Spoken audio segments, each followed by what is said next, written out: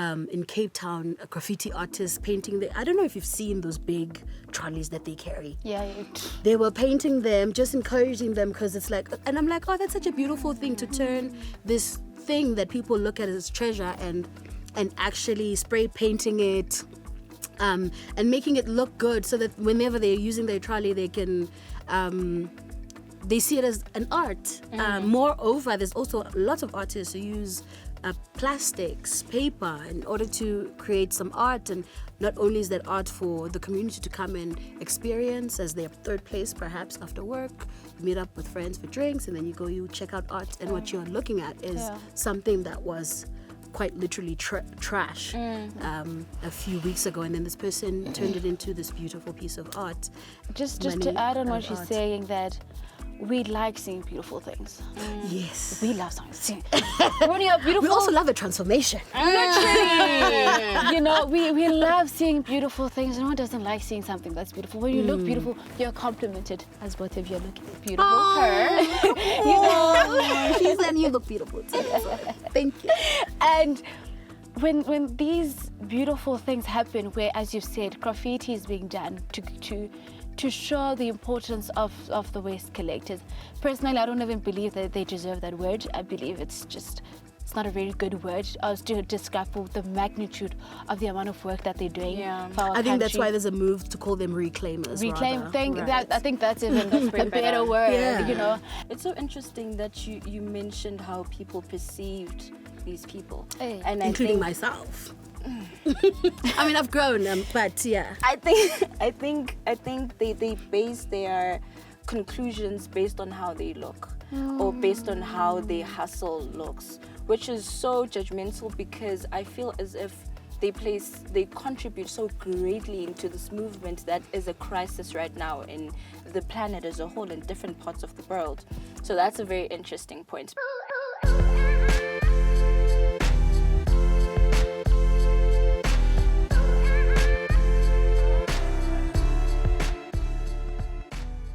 Welcome to another episode of That's What She Said, where young women are leading the charge for a sustainable future. My name is Thando Hlophe, I'm your host, and today we'll be tackling the subject of turning trash into treasure.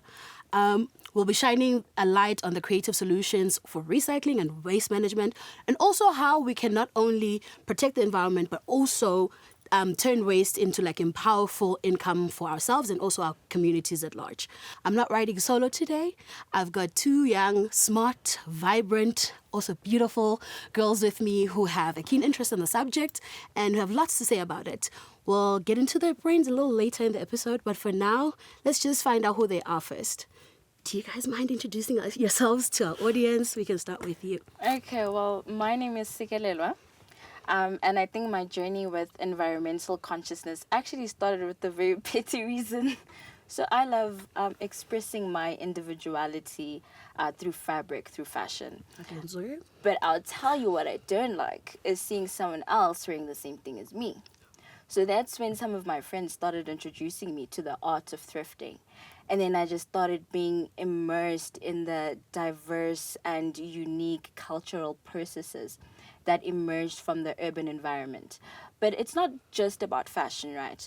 So me thrifting is me decreasing the demand, basically, of clothing in the retail industry. You are diving right into it. Oh, right? Definitely. Because you're just ready for it, aren't you? Yeah, because that's where really it started for me, you know, like that's amazing. Knowing the impact that I have on the environment. It started with clothes. Amazing. We'll dive into it a little bit more soon enough. But let's hear from Lethiwe on my right. Please let us know who you are, what you're about, just so that the audience knows exactly who they're dealing with for this episode. I am Lethiwe Emma Shabalala. I'm more passionate. I'm so passionate about social injustice. I'm so passionate about climate change. And someone could be like, oh yes, not that again. But truly I am. About recycling, about the world in which we're living, and a lot of spirituality as well. And I believe I am the president of South Africa. I believe that is so many people. That's what she said. That's what she said. That. She said it loud and clear. You heard it. Yeah, because I believe in the power of prayer and manifestation and seeing your dreams come into reality. So I am your president. we thought we'd need an icebreaker, but it feels like we don't really. But we can get into it. We'll just start the episode a little messy. It's not trashy, but just a little messy. We wanted just to share a little bit about our unpopular opinions, particularly about turning trash into treasure. I'll start. I think my unpopular opinion, I actually feel like it's more popular and it should be unpopular, but that's neither here or there. When I go to a restaurant and I order my meal and then they bring my drink forth and it has a cardboard straw for me to drink from. Honestly, I think they should do away with those. I know the Kenyas of the world have found ways to deal with plastics and that sort of thing. And I know, it's for a good cause to save the turtles. But please, I don't know, maybe somebody can find a career path just to deal with the problem of us drinking from cardboard straws. Yeah. Excruciating. I think most people don't like it. That's what I'm saying. It's like paper. It's like by the time you're when you drinking from... Yes, you don't understand what are you drinking, the cardboard or the drink? What you see what I mean? It's a popular opinion, but I feel like it should be unpopular because it's a little counterproductive. Just we're asking somebody out there who's listening, who's watching, please figure out how we can find a way to be not drinking from cardboard, but still saving the planet. Right. What's your unpopular opinion, rather? Mine, I think there's this notion that thrifting is broke people thrift. Yeah. I don't support that. I feel like thrifting is just being savvy and resourceful. Like that's what she said. It's so true. Being able to express your individuality through items that you find but still being environmentally conscious, you know what I mean? It's not just about the money, it's about the culture of like repurposing clothing. So that's just my 2 cents. Amazing. I totally agree with that, by the way.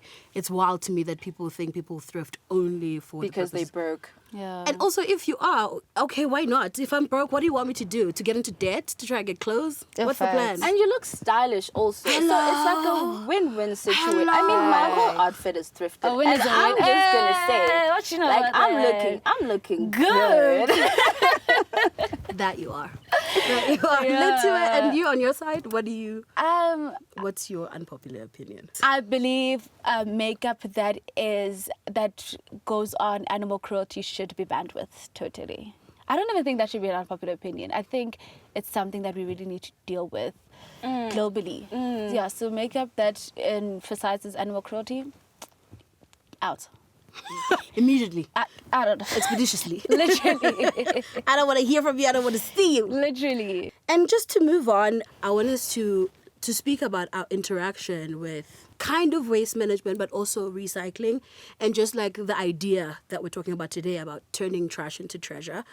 If I can share an anecdote, for me, when I was younger, the only campaign that I ever remember that encouraged us it wasn't even recycle, if I'm being honest. It was just telling us to not litter. And then there was a massive break between like my primary school self and my late 20s, where I had moved to Johannesburg and I was a motorist. And one day, these people were not there. The next day, there were waste pickers on our streets. And they were frustrating the masses, well, particularly me, because I didn't understand, what are these guys doing, hauling these big trolleys? They look dirty, and they're essentially obstructing traffic. Why are they allowed to be here?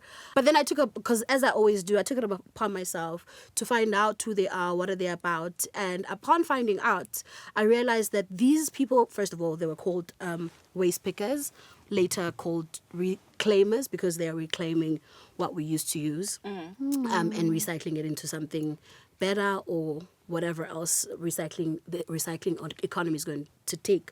And these people essentially save our government, I want to say, roughly about 950 million rand a year on landfills. And not only that, they also contribute 80 to 90% in collecting waste and paper for South Africa, which means without them, if they're collecting 80 to 90%, without them, there wouldn't be a recycling economy to speak of in this country. And upon finding that out, I said, I need to get into this and find out exactly how we can contribute, because it seems like they're doing it on their own and there's no one that's helping them. Yeah. And upon speaking to one guy, he was obviously busy. He had stuff to do. I mean, he's got lots of stuff to move and they work with time. And he told me, guys, if you could just do me a favor. When you're cooking, after you've opened your can of beans, instead of just throwing it to the trash as it is, could you just wash it for me? After having a yogurt, wash it and then throw it away so that when I get there, I don't have to spend extra time finding a stream of water, a body of water to wash it because they can't take it when it's soiled with other waste. Oh my God. I was like, this is something that's so simple that I could do, tell a friend to do, and I started doing it myself. And I think since then I've moved differently, knowing, this chat about recycling / being environmentally conscious is not there, and it's for maybe white people or even just like policymakers and government. We as citizens can participate in it. And yeah, I've just moved that way since. And I'm wondering for you guys, what's your interaction been with turning trash into treasure? Just to interject a little bit, it's so interesting that you mentioned how people perceived these people, and including myself. I mean, I've grown, but yeah. I think they base their conclusions based on how they look. Or based on how their hustle looks, which is so judgmental because I feel as if they contribute so greatly into this movement that is a crisis right now in the planet as a whole in different parts of the world. So that's a very interesting point. But my personal experience with that is around my peers actually. What's happening in the Recycling is not really seen as cool. Yeah. It's seen as you might be doing a bit too much, like you need to relax. Because if I'm at a place and I see trash somewhere, like I will pick it up and I will throw it away because it just gives me, like, I don't feel good about myself and I just leave it there, right? It's dirt. But if I do it, say, around mutual friends, people that I don't know that well, even people that know me, like they'll always give me a look like, you should You're chill. not She's extra. Like people are looking at What us you like, doing that for? relax, you know what I mean? Yeah. That's dirty. And I just think it's a part of it is a lack of being informed. So I'm not really hard on them. I think the approach that I'd rather take is like inform them just a little bit without making them feel like I'm forcing information onto them. But in our youth, it's not really cool. Like just... You mentioned a good point there about looking down upon it. And because when we think about people who clean up, we're not there to see it. Oftentimes they come in early in the morning, if let's say in a workplace or at school even. It's done almost in secret, and it's not a job that anyone aspires to do. And so I imagine there's a classism factor to it where it's Definitely. like someone will clean it up. It definitely won't be us. Definitely. Meanwhile, we're all supposed to be participating in keeping our spaces clean, spaces that we It's occupy. a rigid mindset that we need to change a little bit. Absolutely. You know? Yeah. And when I let you, I imagine you being from a township, similarly like recycling. I know myself. I'm from I grew up in a township as well, and that's why I mentioned the only campaign that I remember is "Don't litter." Yes, I go. But even then, they would back home. They would still litter. Like, what's your experience with recycling, especially from a context of township living? It's not there. There's no recycling. Doesn't happen. Doesn't take place. It's when it takes place, it's like, okay, are you mentally okay? You know? It's like, Right, because it's for people who are not mentally okay. well. And for me, the narrative shifted, I believe, most in the COVID days, where you could see that the environment makes you sick. Climate change is literally making your brain sick. So when the waste collectors come, sometimes they're not even doing a proper job because the dustbins, they don't properly get in the truck, and then they leave dirt, and that dirt stinks. You know, it's a stench of smell that you don't even want to get out. It's really bad. So when I say there's no recycling, I'm not talking about the terms of there's no recycling at all, but it doesn't happen effectively as it should. It's not happening as it should be done. When you do it, it's like, why are you doing that? You know, the only time you see someone cleaning is when they're cleaning their yard, when an occasion just is about, outside their house. just outside, you know? And it's like, oh, ushangeli bala, because you've got nothing else to do. Do you get where I'm going? So the recycling is not effective. it's not what it should be. It's not as we should be doing it. It's something where you're literally looked down upon, as you've said. You're a thrifter. People look down on what you're wearing. People are like, oh, you can't afford that. As you've said, we perceive people who are waste collectors down. So it's another thing of, it truly isn't there. It's not there as it should be, and it's questioning, and it's quite shocking. I think. Sorry. What she says touched me, because I grew up in a township as well, and I Township remember. girl. Look at us now in the middle of a podcast. Information and knowledge. But Sorry. I remember so vividly. There was this place where, when I used to go to school, I knew exactly. I knew how, like, when to expect the smell, because there's always, in townships, you realize there's like dumping sites all around, and it's next to houses. Yeah. It's in parks. It's in places where people should be residing and being able to relax. Yeah. So I could still smell it, because every morning I would just know, okay, when I pass by the shop, there's gonna be a pile of waste, and the smell is excruciating, but still no one is really doing anything about it. Okay. No, you can go ahead. No, because I go through the same thing every day. That it's not even one place, it's places. And so in the township, it's somewhere. CBD, it's somewhere. It's just only the suburban areas where it's not. And it's like, oh, And you wonder, and it's like, what is so different about you? I never knew we got privileges living in the suburban areas, you know, that smell. That smell. Yo.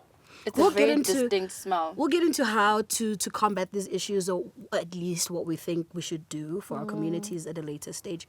But Lethiwe, because you've spoken quite a bit right now about being really passionate about clothes and thrifting. What are you seeing in the clothing / fashion industry when it comes to waste? I mean, when we think about fast fashion, for instance, what have you observed? I'm not you gonna laughing. lie to you. I feel like it's not being addressed, especially in the fashion industry, specifically in South Africa. You know, I feel like it's not a conversation that these big retailers and enterprises want to have, because fast fashion is predominantly about making money. Yeah. And it does make a lot of money. Does. So there hasn't really been strategies and barriers that have been put in place to ensure that, as much as the production of fashion is so high, there are strategies that have been put in place to combat that. So that they're not doing anything, really. There's a couple of big brands that are doing it, but it's not enough. And what's your take on, because this is something that I've observed on, and I suppose it goes back into the conversation we were talking about looking down upon. I've seen a lot of just a boom on TikTok of people doing hauls, like Shein hauls. Is it Temu? It's Temu. It's the Temu, new one. yo. Temu's the new one, right? That's it. And people like have bags upon bags upon bags of clothes that they're trying on.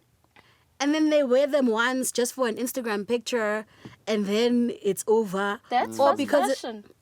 It's cheap. It looks good for a good 2-3 months, and then from there it's just rags. You can't wear it again. But when you buy it, you can buy it like a nice proper top for 20 rand, 50 rand at Shein. And it gets delivered to you, and you wear it for a couple of weeks, and then you don't want it anymore because something new just came on. So those trends are just moving at such a rapid pace. No one can keep up. So people just overconsume and overpay over and over and over again. wild. I think a different perspective, or at least a different industry, the orange economy, I find is doing quite well in kind of turning trash into treasure. I remember having spoken about waste pickers, for instance. In Cape Town, a graffiti artist painting I don't know if you've seen those big trolleys that they carry. Yeah.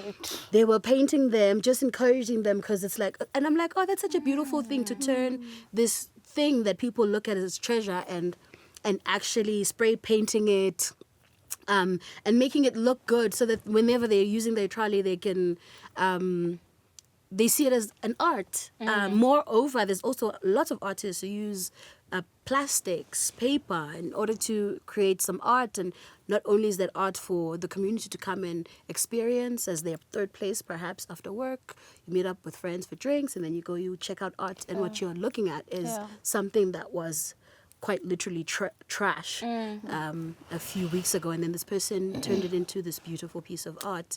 And I think that's a pretty amazing way to deal with trash as well. And not only that, but also then they obviously turn it into income as well, which is like, okay, you are trash, now your art that's going to live forever for people to witness and see and experience, but also you get to make money out of it. Are there any other ways that you can think of where people can make just money to add on out what of she's art? saying, that we like seeing beautiful things. Yes. We love seeing. When you're beautiful, We also love a transformation. literally, we love seeing beautiful things. No one doesn't like seeing something that's beautiful. When you look beautiful, you're complimented, as both of you are looking beautiful. She said you look beautiful too. So thank you. And when these beautiful things happen, where, as you said, graffiti is being done to show the importance of the waste collectors. Personally, I don't even believe that they deserve that word. I believe it's not a very good word to describe the magnitude of the amount of work that they're doing for our I think that's country. why there's a move to call them reclaimers. I think that's even a better word, So we love seeing beautiful things. We love looking up to beautiful things. So knowing that what you're doing is not taken for granted, it's beautiful. Knowing that you're being recognized. You look at the people, especially when we look towards Market Theatre, when you look at the bridge, where you've got all these big celebrities who've done things for the country. And it's also beautiful just to commemorate the people who are doing the little that they're doing for the country as well. So I think also this is where now the youth of transformation comes in, of what is being taught in schools as well. The artwork that we are doing, are you telling us to constantly use paper, or are you now telling us to go into a digital form of things? Are you now telling us to use creative ways instead of using one side of a paper? How about use both sides of a paper? I think it's also when artists come together, when brains come together, one brain is better. I mean, no. Two brains is better than one. Two brains is better than one. And as you said, when we come together and collaborate and we make transformation, we make change. That is the beauty. That is the artwork. That is when you actually like, wow, something can be done. A change can be done. Yeah. Amazing. Just to tap into that, you're speaking about change and collaboration. Madam President, what are you seeing currently right now that South Africa is doing to kind of aid and help, if anything at all? What are you seeing our government doing to contribute and collaborate with citizens in the subject of turning trash into treasure, recycling, waste management? I don't want to lie. I haven't seen much. I really, really have not seen much of them going out and doing the work. It's only now that we actually see our president going to people's homes. It's like, oh, you had the time to do that. Never knew. What were you doing the past years? But hey, let's not get into that. So the things of, they're not doing as they should be doing. They're not doing as they should be doing. We're looking at the fact that when in the township, I know for a fact that when it's raining, or when it's a holiday, or when the workers don't feel like, or when there's a strike, our trash will not be taken. What is that going to result in? If your trash is full, your dustbin is full, what are you going to do? You're going to go to the field and you're going to throw it there, because there's nothing else that you can do. And the cycle continues. And the cycle continues and continues and continues and continues. So I believe not a lot is done, but I'm trusting that, as they're in this era of their new manifestos, as I've seen a lot of political parties have launched their new 2024 manifestos. I don't understand. Okay, but like that. So I truly hope that they do try and tackle and combat the climate change things that are happening, because I have seen in their manifestos, they've written it down, and hey, something is always beautiful on paper. But once it's time for action, that's where they take a step back. So I believe also the private sector does try their absolute best to try and combat climate change. You can see private companies say, no, this company, we are definitely cashless. It's only card. There are companies where no paper is being used most of the time, where printing is now prohibited.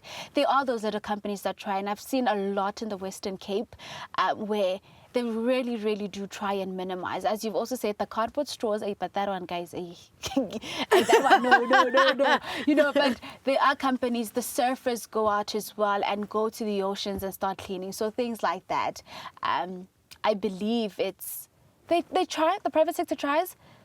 Let the government just try a little more, just a little more.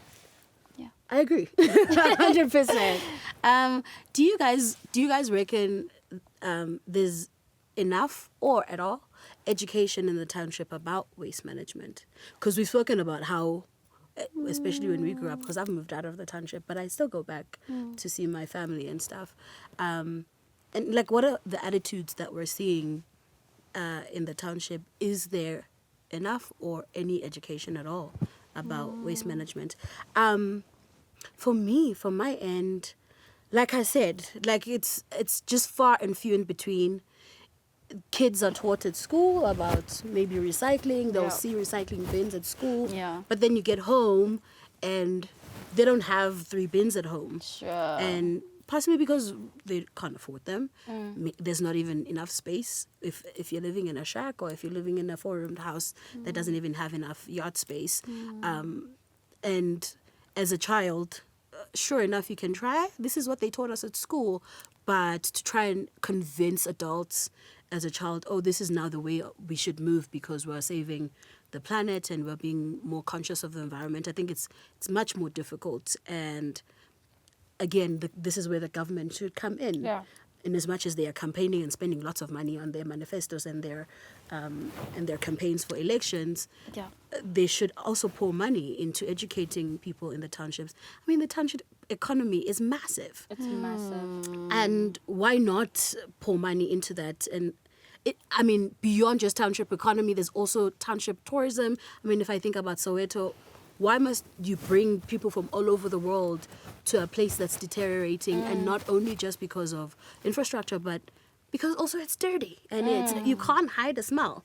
It's nice to take pictures. Oh yes, Vilakazi Street, but people can't smell the smells that are there. Through a picture. Exactly. So, yeah, I think that's especially where the government can pour money into educating people in the township about cleanliness and recycling and managing waste. And it's so wild to me because people in the township have a very positive energy when they know about something, because they've been able to identify that it is a problem. This waste thing is a problem. Yeah. So I think if the government, and this word also, because you never know really who's the government, but the government... Is it a plume of smoke?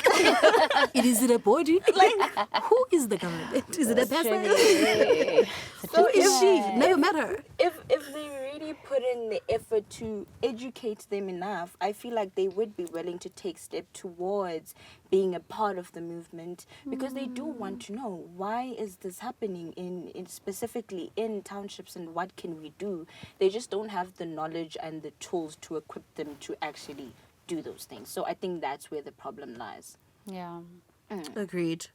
And if you think about it, like what you said, people are very clean. Like within the parameters of their own household. Yeah. We used to clean. Like you have chores for days, just cleaning. You wake up in the morning. Cleaning the house, the cleaning. outside. It's not holidays, it's spring cleaning. So real. Wake up at 6 That is o'clock, so all real. the beds are moved to one side. So I just refuse to believe that those very people are the same people who are okay with like a neighborhood where there's a dumping site just down the road, or not even just one, many more dumping sites. So yeah, if anyone is listening, here's the funds. Please put them into educating the fam in township areas. That's what she said. It's been fun chatting about turning trash into treasure amongst ourselves, just sharing our own opinions, what we think about it.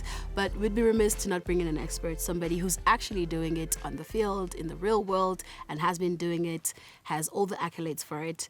On the line, we have the incredible, amazing Susan Kone, who's the founder of PWK, Waste Management and Recycling. Hi, Susan. Thank you so much for giving us your time on such a tough day for you. we'd like to just pose a few questions to you. The first one being, what interested you in getting into this field of work? Why did you care? What did you think? What sparked the idea for you to even start? Thank you so much. I was an ESCOM employee from 2001 until 2014. So from 2008, when we started having load shedding or electricity breakdowns, ESCOM introduced what they called energy saving globes, which were supposed to be used by each household so that we can reduce the energy as part of energy efficiency. Then I was working in the customer service department, and we were part of the people who were also distributing the energy savers during our promotions. But something triggered me when I started researching to see what is the difference between the old indicant globe and the new compact fluorescent globes. Then I started realizing that a compact fluorescent globe is hazardous because it has got a component of mercury on it. So what drove me to do recycling was a way of saying, how are we going to solve this problem of compact fluorescent globes that have got mercury, which is hazardous? How are the people going to know about the safe disposal of such components? So this really brought me to start my research, to do more research about recycling. What is it that people say it's recycling and what is safe disposal? So I was driven by that passion to learn and passion to sensitize the community about the hazards of compact fluorescent globes. Wow. Incredible. Yeah. We've just been talking about waste only. I don't think we went as far as thinking about the problems that we have in this. I mean, ESCOM and electricity is the massive one. So that's such an incredible way of tapping into a smart career in terms of solving our own problems. Ladies, do you have questions for Susan? Yeah, I have a question. Since you've been in the financial management sector, I was just curious, how affordable do you think it is living a sustainable life in the context of, say, solar panel installations or sustainable appliances for the regular African? First, I'm based in a semi-rural area. I'm in Limpopo, which is also regarded as one of the poorest provinces in South Africa. So the issue of solar panels for the low people or the poor people, it's something that is not affordable due to the prices and of the solar panel itself and the installation. So when we talk more about solar panels for sustainable living, we really classify it for middle class people who can really afford. But for people who are in the lower class, it's not a good thing because they can't really use it or afford to buy it. That is why most of the people are still relying on electricity, which is now going a little bit high. But for solar panels, it's costly for us to have those. What we are trying to do, which has been practiced or prototyped, it's using food waste or any waste to generate electricity, which we'll be calling it biogas. So with biogas, you're definitely sure that at least a person can cook and they can keep themselves warm and they can also have some hot water. So with the circular energy, taking your food waste, your garden waste, and turning it to energy, that is something that we know it can be done compared to the reusing of solar panels or repurposing some solar panels it's supposed to be. It's incredible. Letty, do you have a question? Firstly, I have to say the work that you do is not even quite, but it's very commendable. It is work that personally, I wouldn't have never thought of. Oftentimes, we often think of women being in the humanities sector or being part of STEM or being part of that. So, looking at the fact that also the episode that we're talking about of trash into treasure, the question is, what trash does your company turn into treasure? PWK, it's mostly in servicing our restaurants, your retail stores, schools, and government offices. So from one hotel where we are giving them waste management service, we are taking their garden waste, which was a problem to them, and we're gonna be turning it to compost, which will be used for local schools for their school gardening projects. So that is waste that somebody didn't want, didn't have an idea didn't know what to use it for, but now we are reusing it to composting. Food waste as well. We're gonna be starting with our digesters, where at least in our business premise, we'll be using food waste, which we are taking as well from the hotel and reusing it for biogas. We also work with schools where we collect white papers as well as some of the electronic gadgets. So with white papers, we are partnering with Zipatho Green Tech, who is now making pencils using those white papers. And lastly, we are also recycling glass, which people throw it away because it's empty beer bottles, empty wine bottles, and we crush them and we resell it to console glass, where they start remaking other new glass bottles. So each and every waste that we have, we are trying to repurpose it so that it can have something that the community or people can utilize it in their day-to-day lives. Just lastly, before we let you go, what advice do you have for young girls who want to pursue the same work that you have, especially from a young age, because you started after having been in the workforce for a while in a different career and then pivoting into this? What advice would you have for young women who want to pursue the same career in waste management and do the work that you do? People to love their country or to love Mother Earth. Our motto says protecting Mother Earth. If you want to protect Mother Earth, this type of work that I'm doing will really have a meaning to you, because you won't want to see pollution in your towns, dirty streets, dirty restaurants, dirty what. You will really feel that you want to see something good in wherever you're walking or wherever you're sitting. So you must have passion and really love your Mother Earth. Believe that we only have one Mother Earth. She's the only one whom we have to take care of. The waste management stream or industry, it's so huge. We were talking about solar panels. How many industries or buildings have got solar panels? Start looking at what's going to happen to the lifespan. After their lifespan, what is going to happen to that?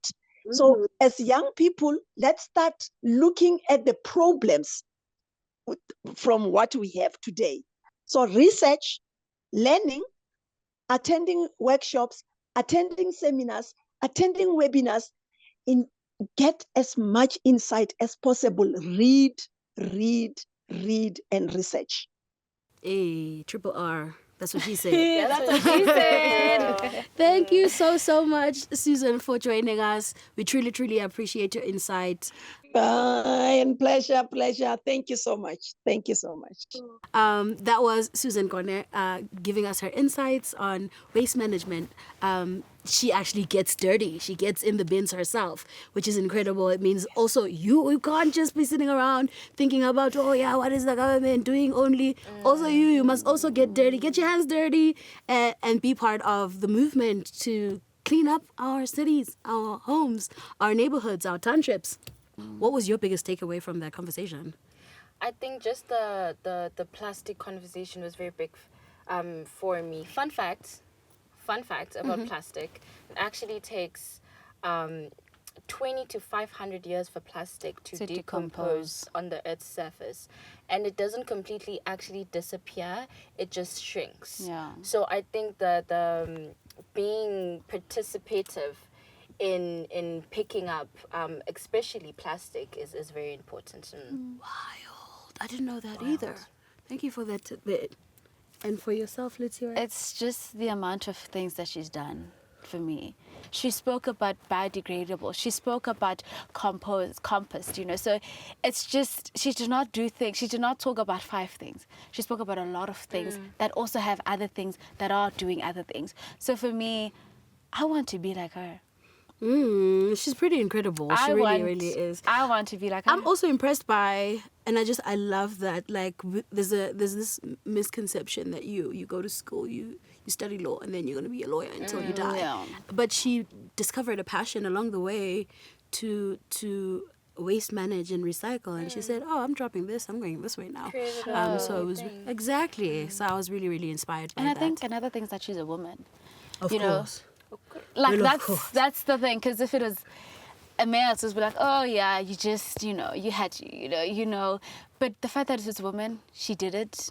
She survived. She's doing it. Her back is painful. She's going in the deep bins. You know, as a lady, you've got to be clean. You've got to be producing. You've got to be, you know.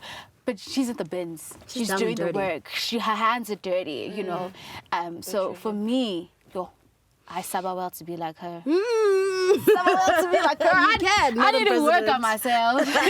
You can, Madam President. Guys, this was a lovely, beautiful, amazing conversation. Thank you so much for joining me, myself, and the audience and everybody. It's been lovely. Thank you for joining us in this conversation. Hopefully you'll join us again next time for a different episode where we're talking about any and everything that is leading us to greener future and building a greener future. Please don't forget to subscribe to That's What She Said and come back for more tips, for more inspiring stories from incredible women who are doing incredible things for the betterment and the sustainability of our livelihoods and the world at large. Thank you for joining us, and we'll see you next time. That's what she said.